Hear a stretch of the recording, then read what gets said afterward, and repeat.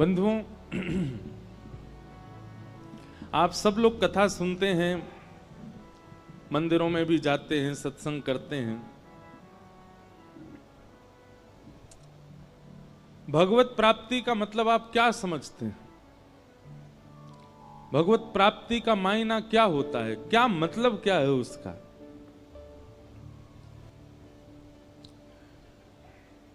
सीधी बात, अपने जीवन के महत्व को समझना ही भगवत प्राप्ति है।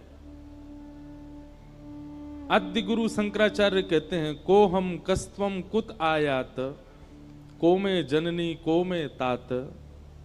मैं कौन हूं, तुम कौन हो? मैं कहां से आया हूं, तुम कहां से आए हो? हम आए क्यों हैं इस संसार में? हमारे माता पिता कौन है? हमारी जननी कौन है? हमारे तात कौन है? ये संपूर्ण उद्देश्य समझना और समझते हुए फिर अपने जीवन का निर्वहन करना, उसी को भगवत प्राप्ति कहते हैं।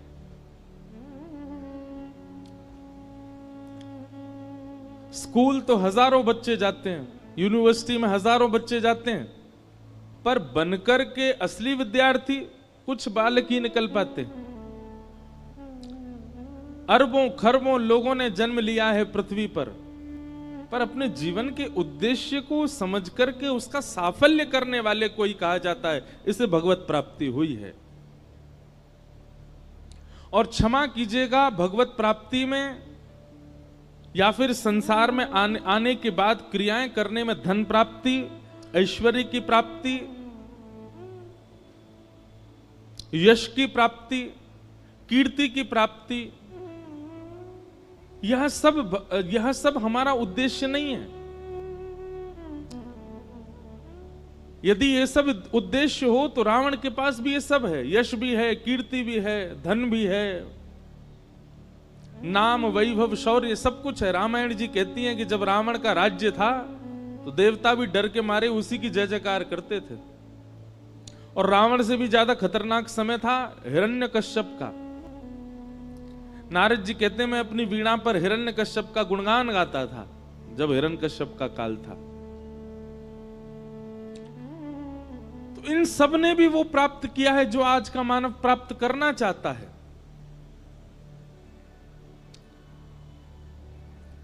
तो भगवत प्राप्ति का मतलब केवल धन अर्जन करना, संसार में आके यश वैभव कीर्ति प्राप्त कर लेना, बहुत नाम शोहरत वैभव हो जाना नहीं है। अपने पृथ्वी पर आगमन के उद्देश्य को भली भांति समझना। और ये कैसे समझोगे आप? बहुत ध्यानपूर्वक सुनिएगा। कथा श्रवण किया करो, सत्संग किया करो, तत्पश्चात मनन किया करो, स्वयं चिंतन किया करो, तो आपको अपना उद्देश्य समझ आए। क्यों आए हैं हम संसार में? भगवान ने खाली किसी को नहीं भेजा संसार में, बिना किसी कार्य के किसी को नहीं भेजा। हर व्यक्ति से कोई कर्तव्य करवाना चाहते हैं, पर वो समझ ही नहीं पाता कि मेरा कर्तव्य क्या है।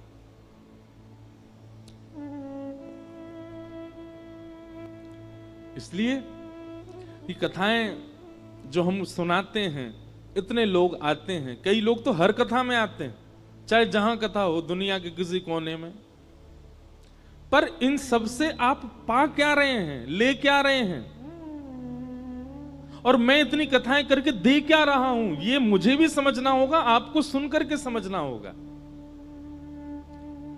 अपना उद्देश्य जानिए।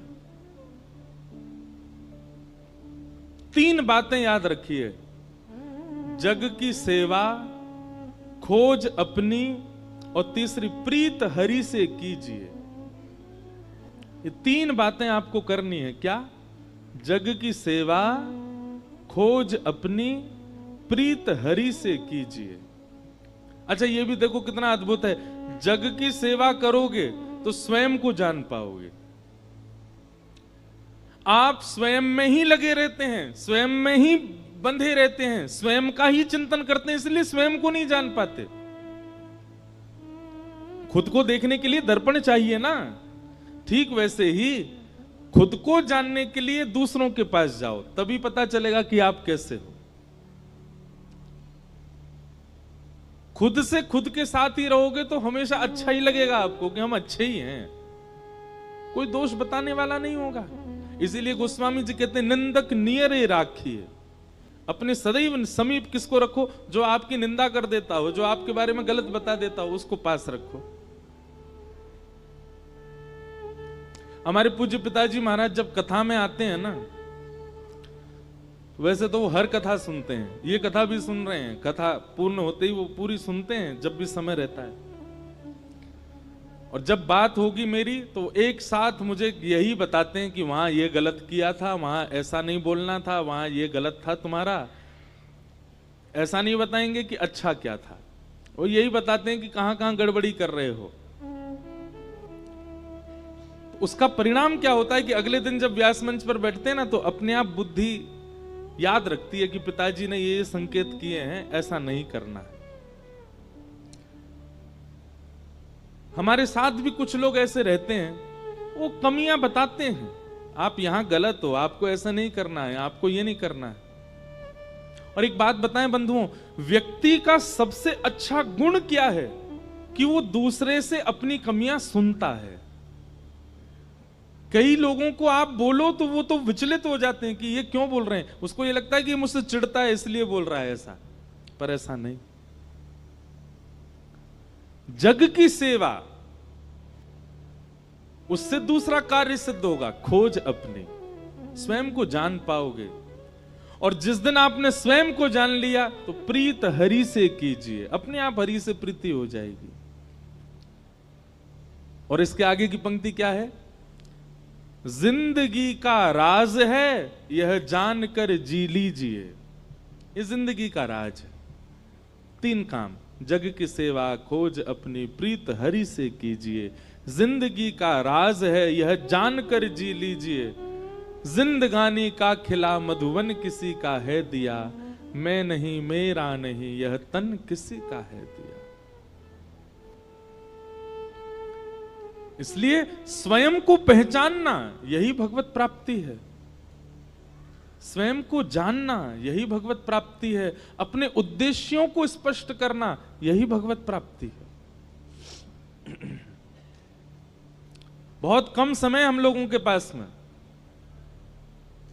इसलिए जल्दी ये कथाएं भागवत आदि इनको आप ना मनोरंजन मत समझा कीजिए। हम बार बार हाथ जोड़ के निवेदन करते हैं, मनोरंजन का विषय, व्यवसाय का विषय जिस दिन कथा को आपने मान लिया उसी दिन सर्वनाश हो जाएगा। भक्तमाल जी कहती हैं, जिस जगह पर कथा होती है महादेव उस स्थान को प्रणाम करते हैं। जिनको पूरा विश्व प्रणाम करता है, ऐसे विश्वंभर जिस स्थान को प्रणाम करते हैं, वो कथा सामान्य हो सकती है, वो कथा व्यवसाय हो सकता है, वो कथा मनोरंजन हो सकती है? नहीं। देवता भी आते हैं कथाओं में। इसलिए ये कथा का जो अवसर मिलता है ना, इसको गवाइए मत। इसको केवल नाचते गा करके और केवल आनंद उत्सव करके खुश मत हो जाइए। आप अपने आप को खोजिए। व्यास जी जो बता रहे हैं इससे हमको मिल क्या रहा है, ये किस प्राप्ति की ओर हमको संकेत कर रहे हैं।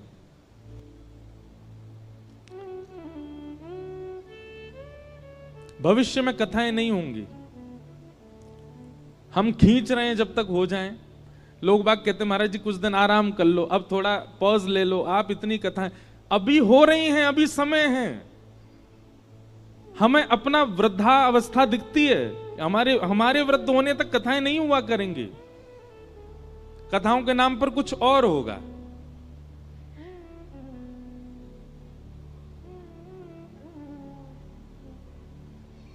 अभी की बात नहीं है, पहले की बात है, जब हमको इतने लोग जानते नहीं थे। तो एक जगह कथा निश्चित हुई, अचानक से कथा स्थगित हो गई। तो पता चला वहां कोई और कथा करने। हमने कि भाई ये कथा स्थगित क्यों हुई? बोले वो आयोजक बोले कि महाराज जी चुटकुल्ला कम बोलते हैं कथा में, हमारे गांव के ग्रामीण लोग हैं, इनको समझ नहीं आएगा। महाराज जी नचाते कम है कथा में, इसलिए हमने वो वाले व्यास जी बुलाए जो नचा। अरे वाह, इसलिए कथा होती है, यह कथा का स्वरूप है। हम आपसे एक और बात कहें, आप किसी कीर्तन में खड़े होकर के नृत्य करने लग गए, वह भी एक प्रकार का अपराध कब है? जब आपका कॉन्शियसनेस, आपके अंदर की स्थिति स्वयं को रोक ही नहीं पावे और आप बिल्कुल विलज्ज होकर के अपने आप को रोक ना पाओ, तब नृत्य करने लग जाओ, वो नृत्य श्रेष्ठ है।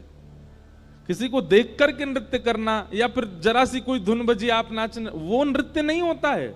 नृत्य तो तब करना चाहिए जब आप स्वयं को रोक ही नहीं पाए, जब स्थिति आपके कंट्रोल से बाहर हो जाए, जब आपका मन रूपी मयूर नृत्य करने लगे, रोम रोम फड़कने लगे, और तब भुजा उठा करके, और फिर जो नृत्य होता है ना, वो वास्तविक नृत्य होता है। हम नाचते हैं, कब नाचते हैं? जब हमारे ठाकुर जी का उत्सव होता है तब खूब नाचते हैं। अपने लाल जी को सिंहासन पर देख करके, उनके उत्सव का दर्शन करके, या कहीं उत्सवात्मक कथा होती है, अभी कुछ दिनों पहले चंडीगढ़ में थी, उत्सवात्मक कथा थी, रोज नाचते थे वहां पे। और वहां ऐसा नहीं है कि अब ऐसा मन में भाव आए तो हम तो उठे ही नहीं कि हम तो व्यास जी, हम क्यों उठेंगे, लेकिन उत्सवात्मक जब रूपरेखा बन जाती है तो उठा नहीं जाता, तब बैठने की स्थिति नहीं होती है, आप अपने वश में नहीं होते हो, वो नृत्य श्रेष्ठ है। इसलिए भैया कथा के रूप स्वरूप से परिचित होइए, और जीवन बहुत छोटा सा है, इस छोटे से जीवन में भगवत प्राप्ति के मार्ग को अपनाइए। भगवत प्राप्ति का मतलब स्वयं को जानिए। हमारा उद्देश्य क्या है पृथ्वी पर आने का? धन सब कमा रहे हैं, घर सब बना रहे हैं, ऐश्वर्य सबको मिल रहा है, कीर्ति सबको मिल रही है, यश सबको प्राप्त हो रहा है। आपको क्या विशेष मिल रहा है इस संसार से, या आप क्या विशेष दे करके जा रहे हो संसार को? इस पर विचार कीजिए।